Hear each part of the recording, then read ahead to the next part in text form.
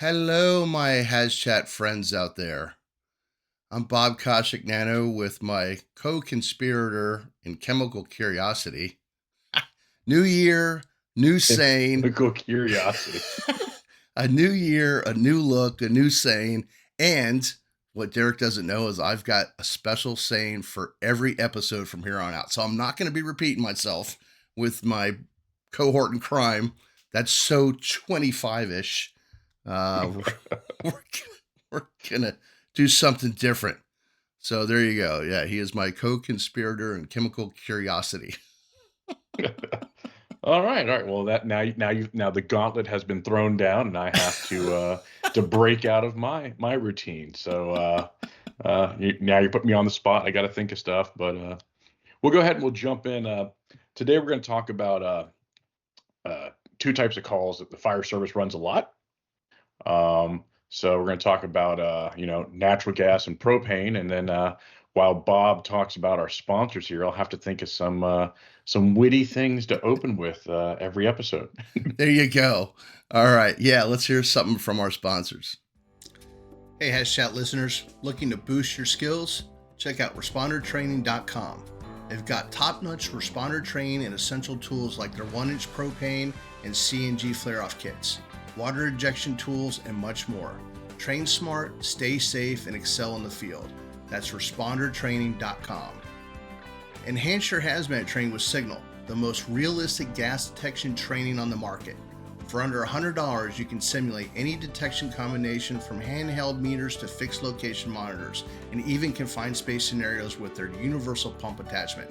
Signal delivers unlimited range and detector combinations trusted by top teams around the world. Visit signalapp.com or download the app now. Signal, unlimited range, unlimited possibilities. In Our Gear products, built by first responders for first responders.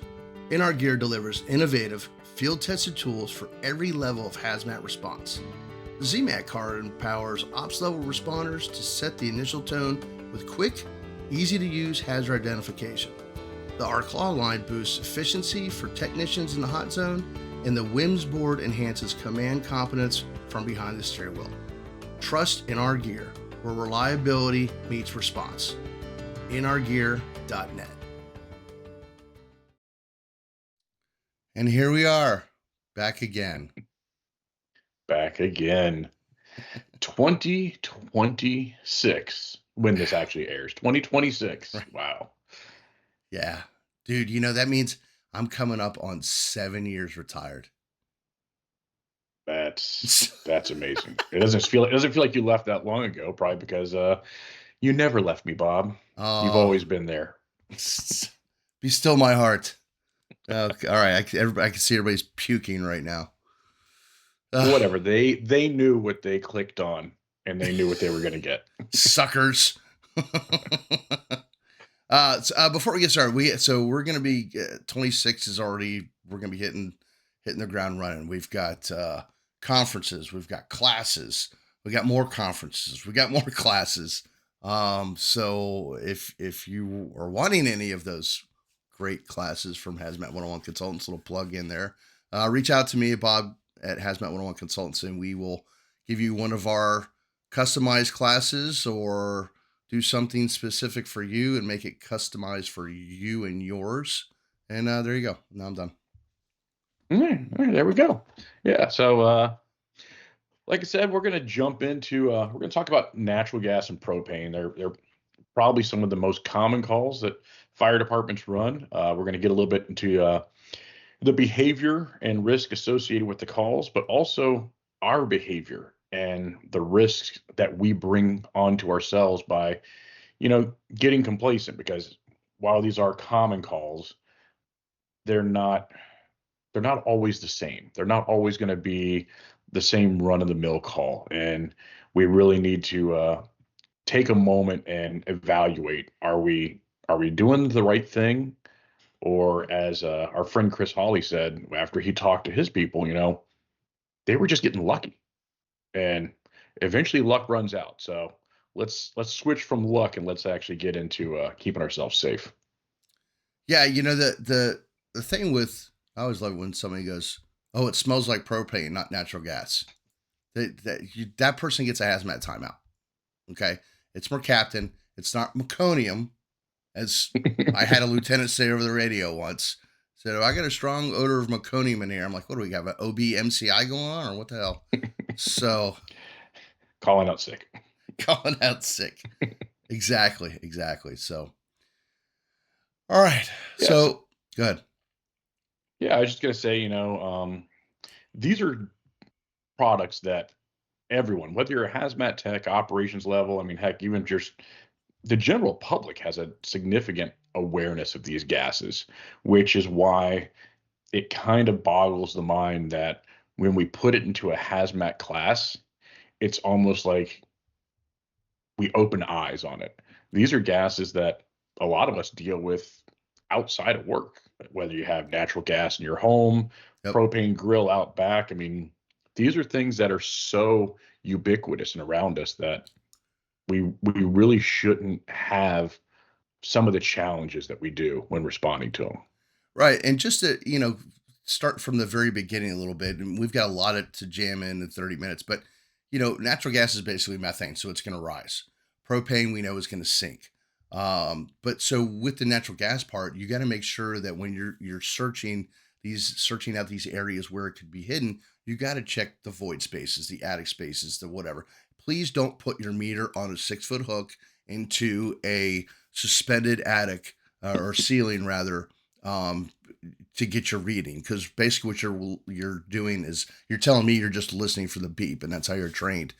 Get a ladder, and I know I'm kind of jumping ahead, but get a ladder, set it up against a wall interior, and put your hand up there and actually look at what it's saying. If you need to, you get this really cool wand that will attach to most meters that you can stick up in there, that we use for confined space. So, just some basic stuff like that. Yeah, attach the confined space tubing to that 6 foot hook and keep the meter in your hand. It's a lot easier to put the tubing up, and if you drop the Hmm. hook, you're not dropping the meter. Right. So, but like Bob said, you got to look at those void spaces. Where does it go on the attic, the ceiling? The big ones drop ceilings, Yeah. especially when we start talking about like commercial buildings.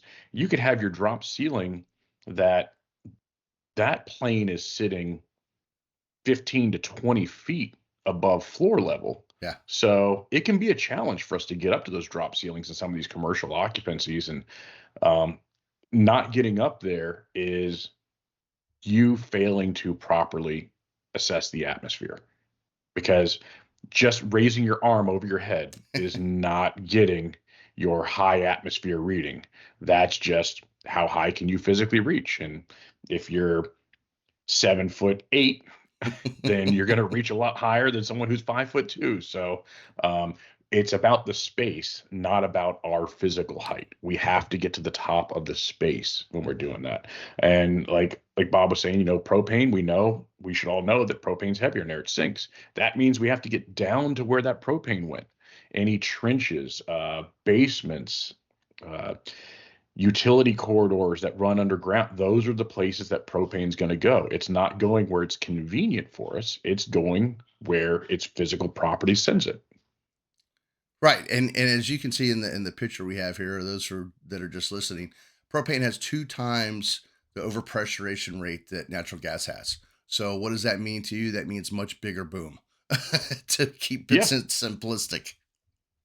Yeah. So they're both going to level buildings all day long. The Right. difference is propane's going to do it with twice the amount of energy. Yep. And where that comes in tactically is your evacuation and isolation zone has to expand differently for propane versus natural gas, because that propane in a confined environment, you're looking at a debris field that could be, like Bob said, twice that overpressurization. Go ahead and figure twice the distance of where it's going to throw those projectiles. So it's not, oh, we got everyone out of this building. It's, did we get everyone out of these surrounding buildings? Right. And the other thing too is, when we're talking about these types of calls, is the complacency risk. Hmm. I know of a department that, the caller was, a gas odor from apartment A, and I use this example in classes all the time. So the unit showed up on scene with their multi-gas meter, except they didn't use it. They went to apartment A's outside meter, where the gas comes in, and they turned it off. Got back in the rig and left because it was football Sunday. We got to get back and watch football. And so what happened 2 hours later was they got another phone call from somebody else that they were still smelling gas when the units arrived back on scene. In fact, it was in apartment A. That just happened to be the caller. The leak was Hmm. actually coming from apartment D Delta and had been leaking for hours. So all they needed was ignition source. So this agency could have killed 40 people and blown up a building, all because were complacent. They didn't check the area. They didn't check the apartments adjacent, above and below.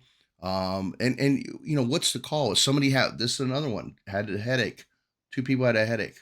That's not normal. One person in a headache in an apartment. Check the apartment next door, because that was a call that I had where I had my guys check next door, and the cat had crawled across the top of the stove just enough to turn the valve and filled up that apartment with natural gas. And that's why the people next door had a headache. So that EMS run might be because of a hazmat call. Hmm.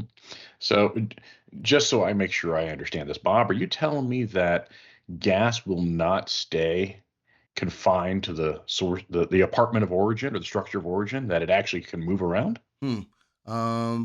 Yeah, kind of like hazmat calls don't stay in the direction of travel, and why we shut down all lanes of traffic. Yeah, and we're making a joke here, but I've been on these calls before, and I know Bob's been on them, and I'm sure that all of you out there listening have been on them, where you're running to the same location for gas odors Yep. or small gas leaks. Maybe they've got an older system that they're starting to have issues with it, and we've run there 5, 6, 7 times. Sometimes we find something. Maybe a lot of times we don't find anything. Um, that's where it starts getting dangerous, because that complacency sets in, and the properties of the product, its ability to burn, the fuel, the risk associated, it doesn't change regardless of how many times we've been there. There's a lot of times that maybe we're just not finding it, or, you know, someone smelled something. We know that mercaptan has a staying power, and we can have odor that lingers far beyond the hazard. But what we don't want to do is we don't want the general public to stop calling when they smell that telltale odor. Because if we start telling them it's not a big deal and to ignore it, that's where things start to go wrong. Yep. Exactly. And that's, working with your gas companies is huge. It's funny because Derek and I, as we travel, we always ask the question of the departments. What do you do? Do you pinch gas lines? Do you just stand by? And it varies from place to place. Our department, we pinch them up to a certain size. Was it up to 2 inch, right? If I remember right, Derek. Above that, we don't Yeah, we'll do do that up to anymore. 2 inch. Yeah, above that, we're getting into hydraulic clamps and stuff like that, and we don't want to do that. But there's other departments that'll be like, we're just told to stand by. That's it, and that's all we do. And there's nothing wrong with that. Just know your role. But working with that company, they can help you out with a lot of stuff. Hmm. Yeah, and a lot of that stay away, don't touch our stuff Yeah. comes from probably bad experiences that those contractors have had with untrained or undertrained personnel that end up doing damage or creating hazards that shouldn't be there. So I encourage you, go out and meet with your gas utility, go meet with your propane vendors, talk to them, and, ask them, how can we work together? Because the reality is they're not getting to the scene as fast as you are. And the only thing that is going to make that situation better is getting control. Obviously, we want to evacuate. That's our priority, but we have to stop the flow of product. So if we're standing around when we have the knowledge and capability to shut it off, you know, eh, again, it comes down to comfort levels with you and the gas utility, proper training, and proper equipment, and having some sort of an SOP, SOG that says what you will and won't do, and not going beyond. So Here's some of the equipment that we carried. And, a lot of this came to us from the gas company because we worked with them. We trained side by side with our local gas utility. Yeah, and one of the pictures you see here is a bunch of different size. For those that are listening and not watching, we still encourage you to go back to the YouTube channel and check it out so you can see these different videos and pictures. But is a milk crate that had different size poly pipe that we got from the gas company, and we cut them down and we put in a black magic marker on either end what size it was, and we affixed that band clamp to that so we weren't digging through our bag trying to find stuff. um, the upper picture on the left was what we had on Tower 9 when I was there, because that was a hazmat drug company, and a simple saw blade bag that we had acquired, that we put our tools in because we didn't have the whole hazmat truck, coming with us or responding, from our station. We had enough things to do a quick stop or what have you, because that was our job. So, hmm Yeah, and like we said, every department's going to be different as to what they do, whether it's going to be you taking an offensive posture or defensive posture. The big thing to remember is just because a contractor arrives on scene does not relieve you of the responsibility of controlling that scene. The contractor's there to do a job. They're there to stop the leak, to control the flow of product.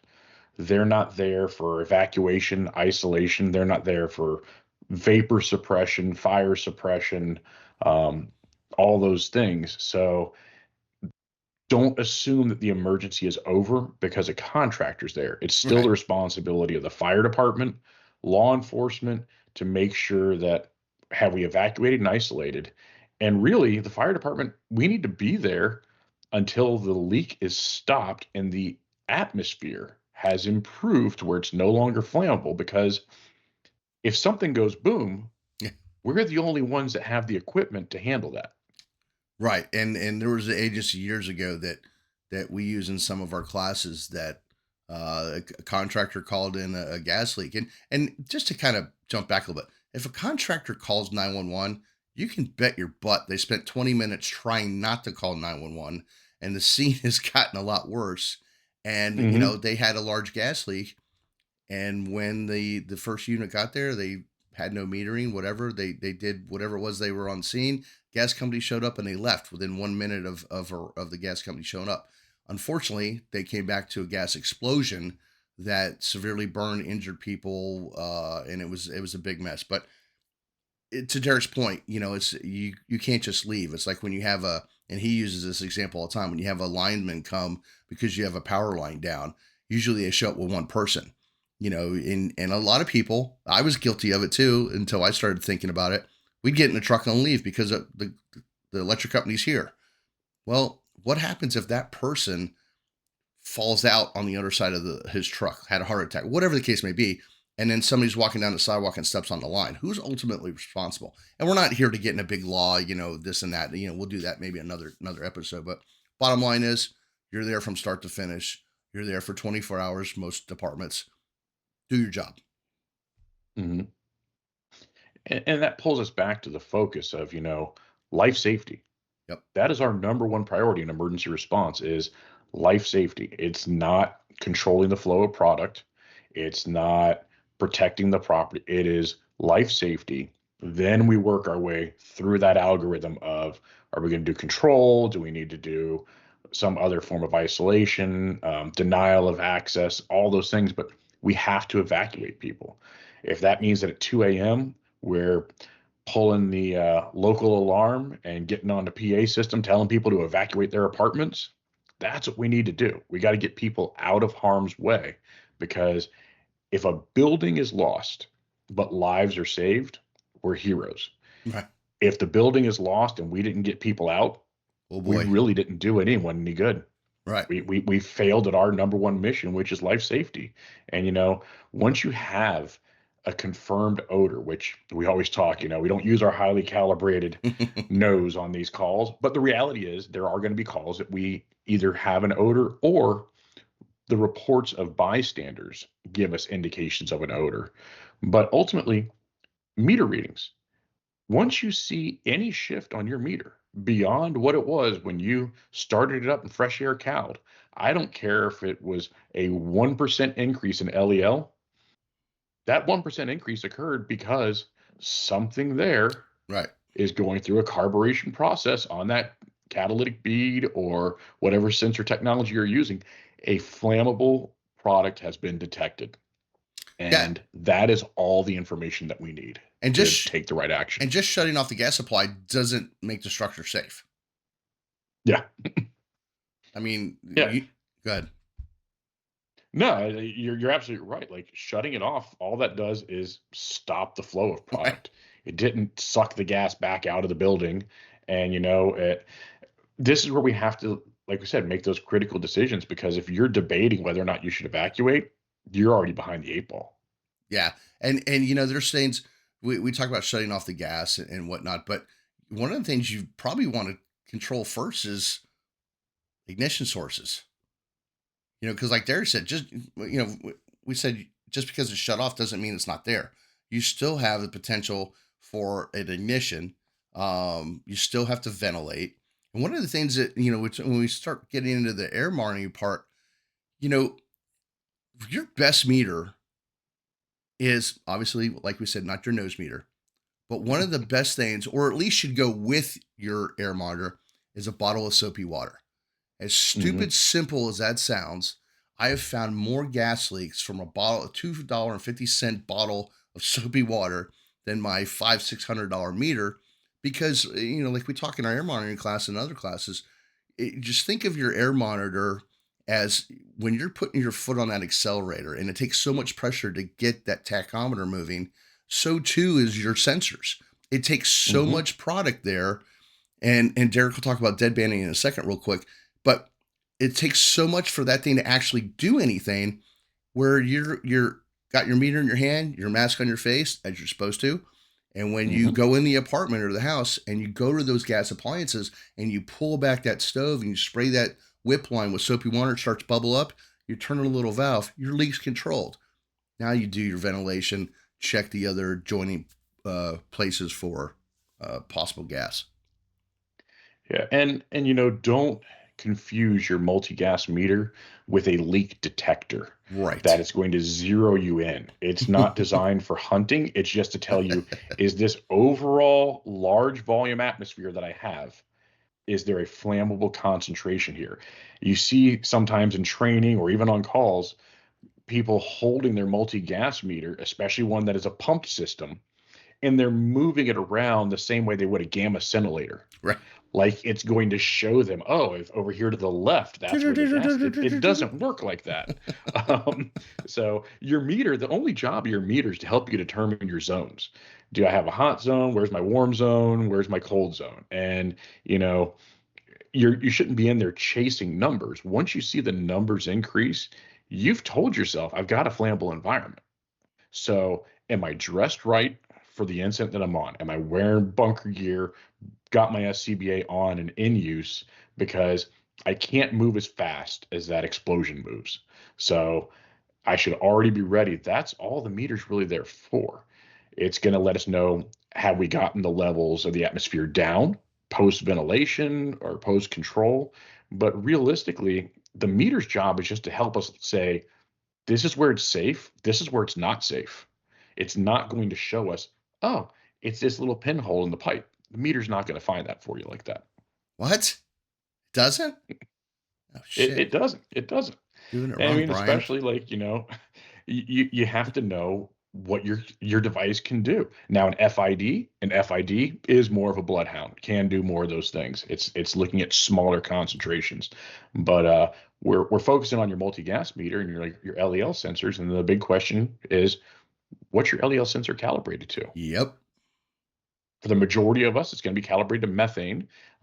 There's justifications for calibrating to other products, but realistically, because natural gas is one of the calls that departments run as a high risk and high frequency call, it makes sense to be calibrated to methane. Yeah, and that brings up a good point, because, like Derek said, they could be calibrated to different things. It could be pentane or what have you, and you got to know your correction factors.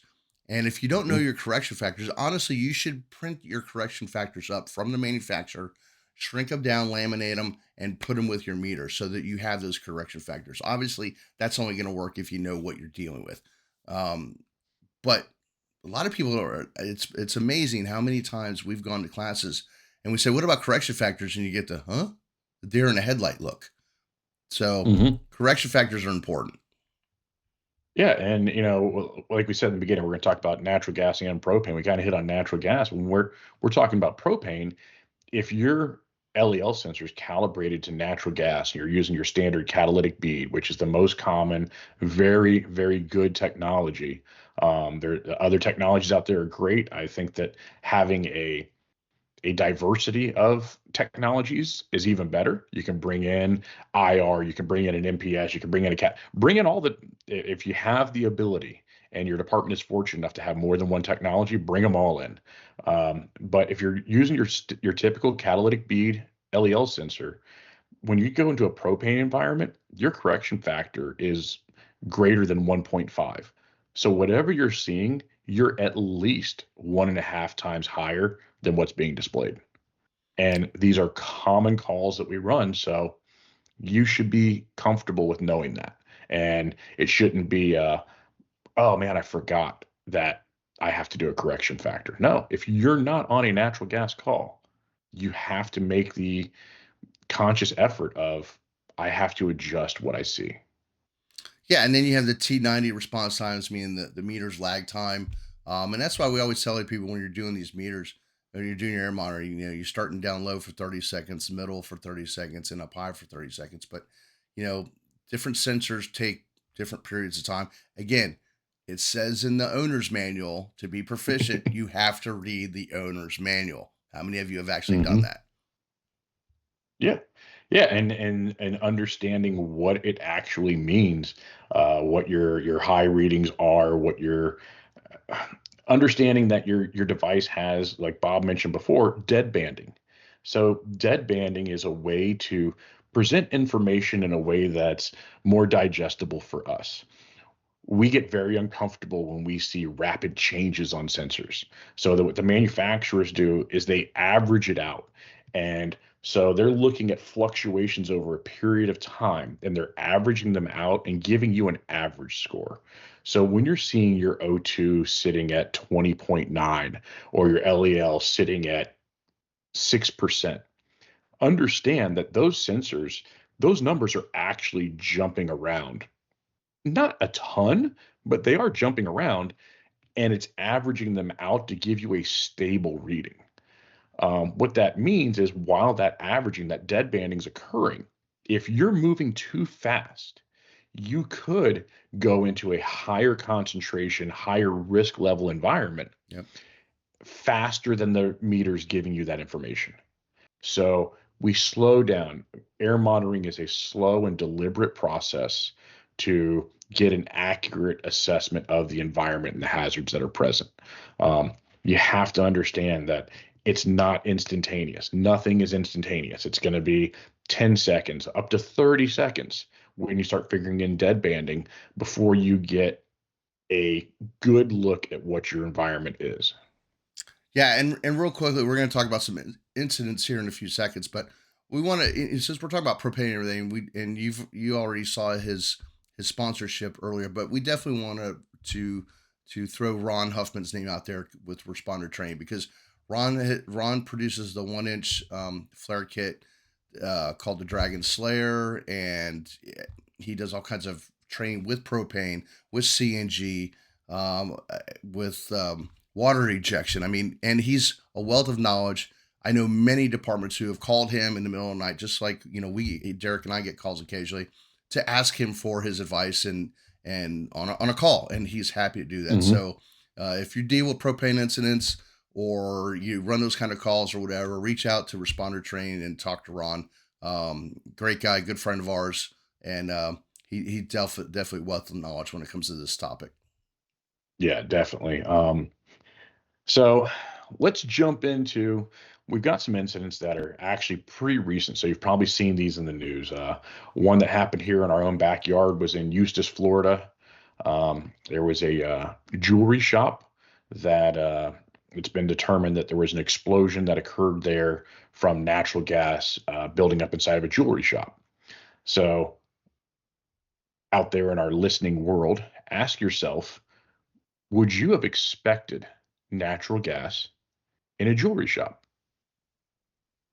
So, if you know anything about jewelry, some of you might say yes, because depending on what kind of repairs they're doing, they may actually need to have gas there to use torches or heating elements, things like that. But also consider the fact that a jewelry shop can set up in basically any kind of a structure. Yep. So, who knows if 20 years ago, the building that you're going to was a restaurant and the gas service is there, just not in use. So, while we do size things up and look and go, okay, this place probably has gas utilities, assume everywhere has gas utilities until you've confirmed it doesn't. So don't discount. Oh, there's no gas service here because it's uh, a cell phone store. Right. Well, was it a cell phone store 20 years ago? Is there still a gas meter attached to the back that's just been shut off, but now there's a leak? So with this one, it was an unfortunate incident. Uh, like I said, in Eustis, Florida, jewelry shop exploded. I mean, just completely leveled the building. The debris field is pretty significant on it. The owner was injured and unfortunately succumbed to those injuries. So, very unfortunate situation there. But there were reports from the neighbors that they had actually called in gas odors for up to 2 weeks prior to this incident occurring. Yeah. So this is where that we don't know the details of the responses. We don't know what was called, who went out and did what. We do know the gas utility went to one of the residents' homes. There was no confirmation as to what they did or did not find, but it definitely becomes one of those. You can see where the fatigue could come in possibly, because if people reported this odor, and now here we are 2 weeks later, there's an explosion. So this was not a incident that unfolded in a couple of hours. This was an incident Yeah. that was likely underway for at least a week to 2 weeks. So, taking that time to spend evaluating, where am I getting calls from? How long do I need to actually look? Where do I need to look? Maybe not where the caller is, maybe an adjacent structure, something else in the area. Let me call out the gas utility. All those things are considerations to take away. Yeah, and just a quick reminder: natural gas in confined spaces becomes a collapse level hazard long before its ignition. Yeah, yeah, definitely. And natural gas, it seems like Bob and I always kind of talk about it. It seems like you can't go more than 2 weeks without hearing Yeah. some sort of national news where there's been a gas explosion. And when Bob and I were first talking about doing this episode, Eustis, Florida was something that's like, hey, let's talk about this. And then within a couple of days, we had a gas line explosion in the San Francisco Bay Area. So that was December 11th. It's an area known as uh, Ashland and Hayward. It's in the San Francisco Bay Area. Natural gas line underground. Construction crews struck it, and that triggered a gas flow. So as that gas was flowing, they were working on getting it shut off. And right there in Bob's video, you can see we had an explosion. Yeah. Yeah, and you can see the gas company. It looks like gas utility vehicle or something there, but there's once it explodes, there's a quick fireball and explosion, but there's really not much fire after that. Mm-hmm. So anyway, interesting. Yeah, and in this one, fortunately, there were no fatalities, but there were 6 people injured and hospitalized. And that's one of the things that I kind of bring up when we teach classes too, is understand that injuries doesn't mean someone got a Band-Aid put on their finger Right. and then went home. And they're good to go. Injuries just means that they survived. Some of these people, we don't know the extent of their injuries, but these could be life-altering situations. So the question that I would have on this, and again, we don't have the information on it. These are things that just came through the news. So we're not Monday morning quarterbacking or armchair quarterbacking. We're just going with the information that's here. The question I would have is, what established zones were there? Was the fire department even involved here? We know the gas contractors were on scene. I'm not sure if the fire department was there. Um, but obviously, whatever monitoring, detection, and isolation was done wasn't sufficient, or else we wouldn't have 6 people injured. Um, there was somewhere something got missed. The NTSB is investigating it. Um, so hopefully we'll get some more information there. But the timing between the isolation of the gas and the ignition, uh, we don't know. Um, it can the ignition can occur after the gas utility says, "Hey, we're here," and if we make the assumption that, oh, they've got it, they're good. No, the product has to be controlled, and we have to do a final walkthrough of the areas to determine, do we have a hazardous environment? Is there a hazardous atmosphere in any of these structures? Um, so, that due diligence of checking it out. And I just watching that video over and over again. These ring cameras have Yeah. made capturing events phenomenal, because now we see things that probably no one would have seen before. And that's quite the blast there. And fortunately, no significant residual fire afterward, but the force that is detonating with is that's a lot of power. I Yeah. don't want to be there. No, and the Oakland one, that was not Oakland, California. It was Oakland, Oakland, Maine. Oakland, Maine. Residential Thanksgiving Day blast. So one of the things with that is, and that was around Thanksgiving. I know when this episode drops, the holidays will, for the most part, be over. But think about that too, especially when all the new holidays coming up for in 2026. These natural gas incidents or propane incidents.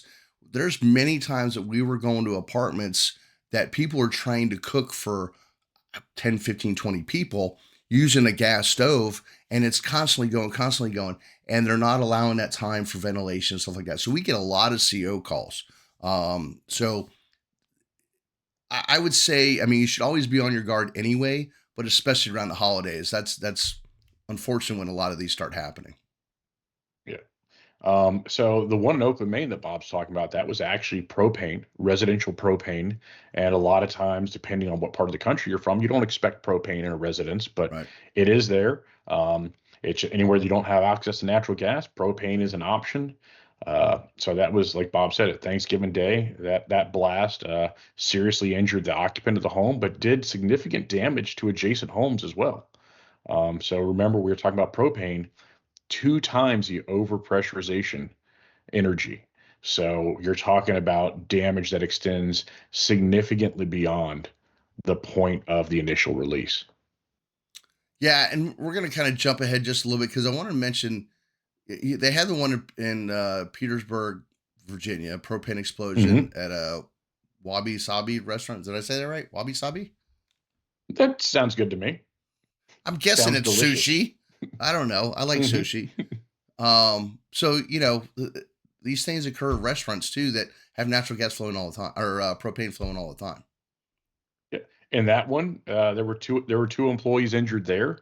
It's been shut down. They red tagged the building. It can't be occupied until they figure. So I don't know if this was a flash fire, is kind of what it sounded like when I looked at it.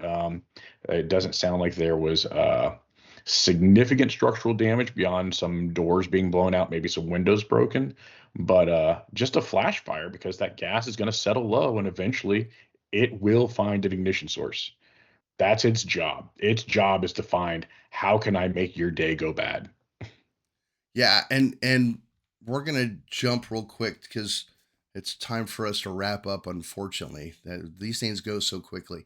Um, but let's not forget about possible chemical suicide involving propane, um, Mm. which will be a topic of our next segment. Remember, we're doing two of these a month. So this is January 1st. January 15th, we're going to be talking about chemical suicides and the use of propane because that really hasn't occurred. And let's just say I know a little bit of something where that happened, and it's interesting. And we'll talk more about that in the 15th episode. So what you're saying is that people should come back and watch again on the 15th to get some more information. Yes, indeed. So we cover a lot of stuff, and again, we could go on this stuff for hours. But we know how much firemen listen. They have a time frame. That's what we like to say. So anyway, so we'll wrap it up. Yeah. Don't get complacent. Right. Your meters are for defining zones, not for finding the leak itself.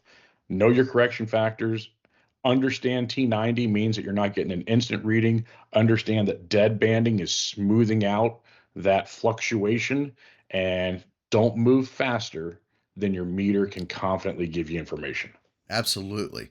And before we go, don't forget to follow us. Here's our social media sites, our Facebook page, and then you can catch this HazChat show on all of the major platforms.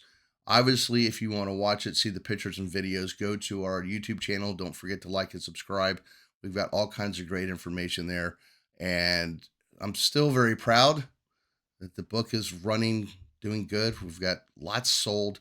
So if you're interested in the latest edition, Hazards in Hindsight, Reflections and Risks in Readiness, that was produced out back in October, I think it finally came out. You just go to our website, hazmat101consultants.com, go to the shop section, and go ahead and make your purchase.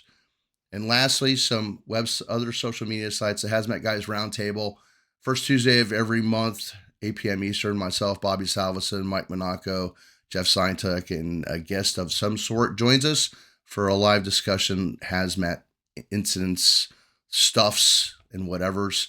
Hazmat Group 2 on Facebook. I'm one of the admin on there. We've got over 10,000 members, so we're really proud about that. Common Sense Hazmat and Hazmat, all places to get great information and share knowledge with our other first responders in the community out there, because that's what it's all about. Because what do we always say, Derek? When you're through learning, you're through. That's it. Happy New Year, everybody. Stay safe, and we will see you soon. And that's it.